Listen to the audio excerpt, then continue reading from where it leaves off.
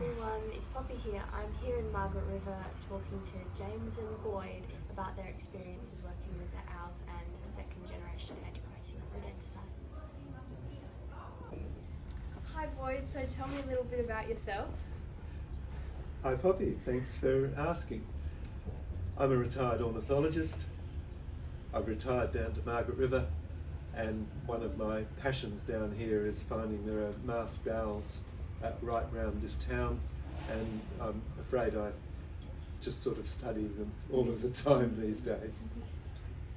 So this has got you interested in the rat poisons? Yes, once we found out that the masked owl's primary diet was rats and mice, and they swallow them whole, we realised that they'd be susceptible to eating rat poison in the tissue of the rats and mice, and even in their digestive tract.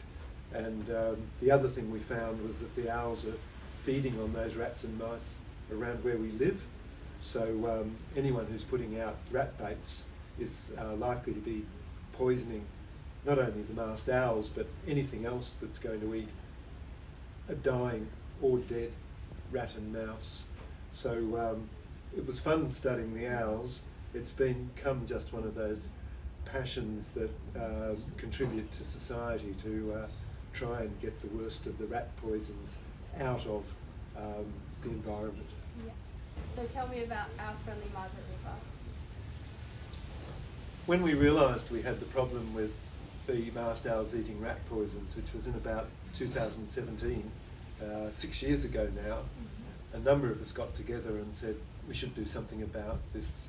And the group we called the Rodenticide Action Group, which wasn't very sexy for marketing, and it became the Owl Friendly Margaret River campaign, and it's just taken off from there, and there are groups all around Australia now doing similar things.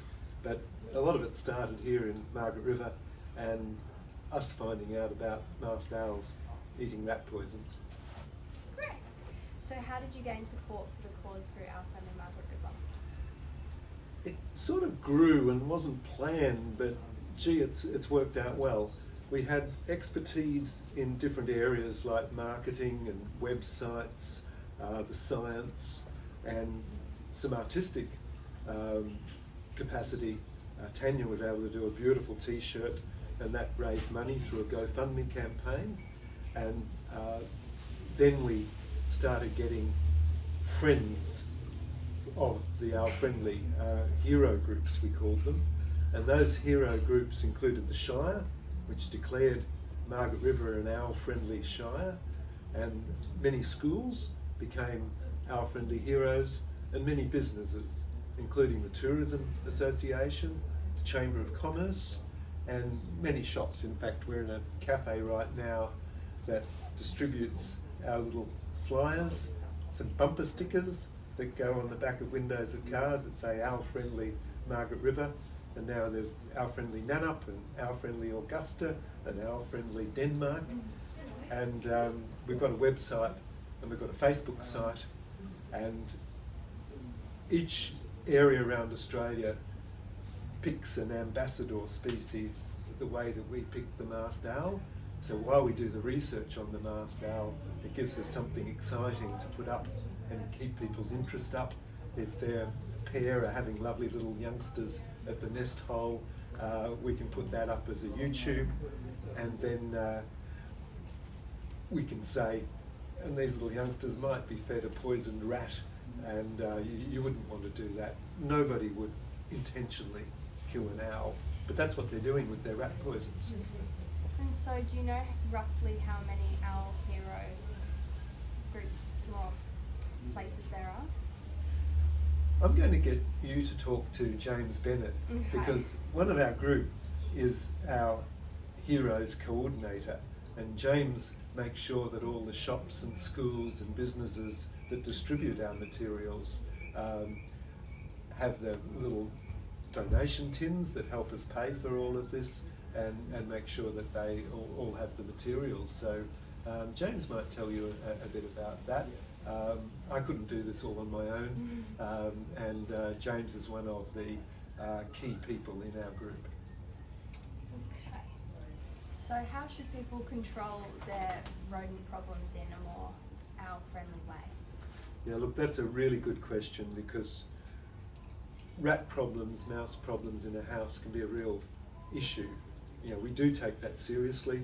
I've had the electrics in our roof eaten out by rats that could get in. So the first thing to do is the hygiene around your house and access to places like your roofs. People with chooks have particular problems and have got to keep the food out of the reach, cover it up at night from rats. But if people are forced to the point where they want to use a poison, then there are old-fashioned, what we call first-generation anticoagulant rodenticides, and that's chemicals like warfarin. It's a blood thinner, and the animal's got to eat quite a number of them before it dies, and that means that if an owl or something else eats that animal, it only gets one dose. But second-generation anticoagulants, they're called one-dose kills, and one dose kills may kill the rat. One dose kills is going to kill any animal that eats it, which includes dogs, people's pets, which are always being taken to the vets, and it's costly and problematic whether they'll recover from eating the second-generation anticoagulants. So, following on from that, have we lost any species down here because of secondary poisoning? I don't think so. We have threatened species around Australia that have been shown to be impacted. The wedge-tailed eagle, for instance, in Tasmania, Tasmanian devils. The research is in its early days, but the first big study in Australia was done here in WA on booboos, and it was found that a very high percentage of booboos, even just killed through cars on roads, had very high levels in them. So we think that in suburbia there are a lot fewer booboos and probably many other animals that have dropped out just because of the rat poisons. And fortunately it's mainly coming from householders buying their stuff at places like supermarkets and hardware stores. The agricultural sector in WA at least hasn't been using the rat poisons as much as they might. So out in the bush I think they're still okay, but around where we live and would love to have wildlife, everything that lives with us is at risk. So do we know yet if there's a new subspecies of masked owls in southwest WA? That is a watch and see. We hope to have the information very soon. So we've had a lot of masked owls debilitated and died from rat poison, but also a lot hit by cars. And they've all gone to a study that's being conducted by one of my colleagues to look at the different subspecies around Australia of the masked owl. And there's every chance, but no promises, every chance that the southwest WA masked owl will be separated from its counterpart in southern eastern Australia. There's already a race in Tasmania, and there are at least 2 races in northern Australia, or subspecies. And at the same time, those dead animals have provided their livers for rodenticide testing. So we've been able to do those 2 things, and those birds have died, but there's some use for them, and the bodies are actually going into museum collections, because there weren't many before we started working on the masked owl. Oh. So one last question, what have you enjoyed the most about your experience with these owls? Oh, I think there's a little boy in me in my retirement that likes finding out something that nobody has ever found before. The nest of this masked owl in southwest WA had never been found before, and we've got them all around this town.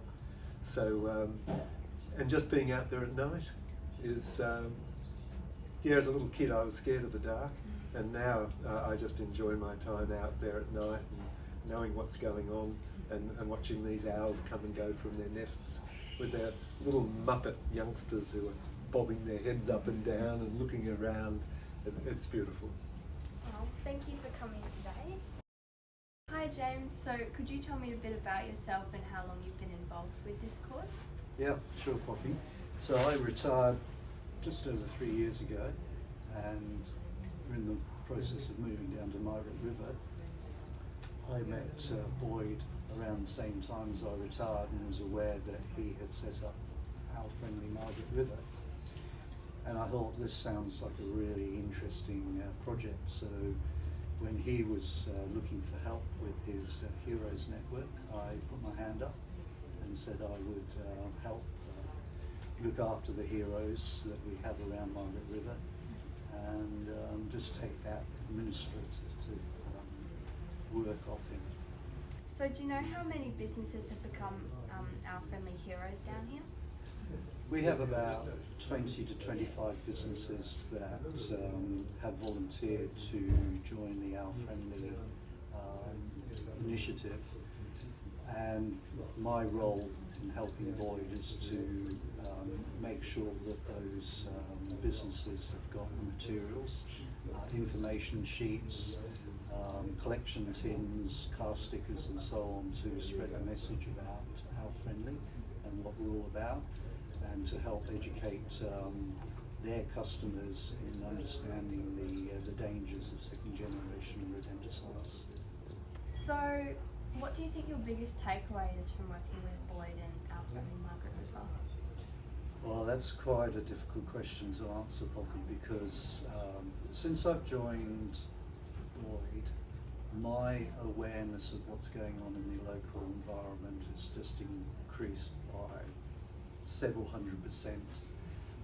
I'm not a scientist by training. I consider myself an enthusiastic amateur naturalist.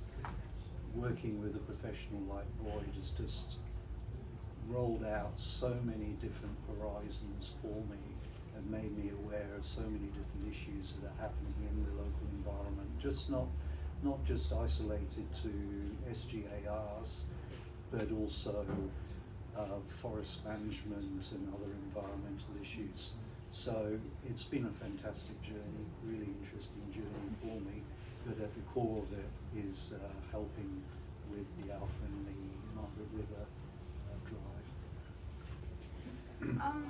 And so what's been the most challenging part of the issue, or the most difficult thing to achieve? I think the most challenging and confronting, I'll add the word confronting, issue with the Owl Friendly initiative is dealing with some of the more corporate retail outlets that are operating in Margaret River and elsewhere, and coming across just a complete lack of interest in helping with the issue. You can see that the individual you're talking to wants to do something, but the corporate body or the management behind that business is just not interested, and they're there to make money, and they're not really acting as true environmental custodians, and that is really frustrating. Well, thank you for coming and chatting with me today. It's a great pleasure, Poppy, and well done with your own hard work. Thank you.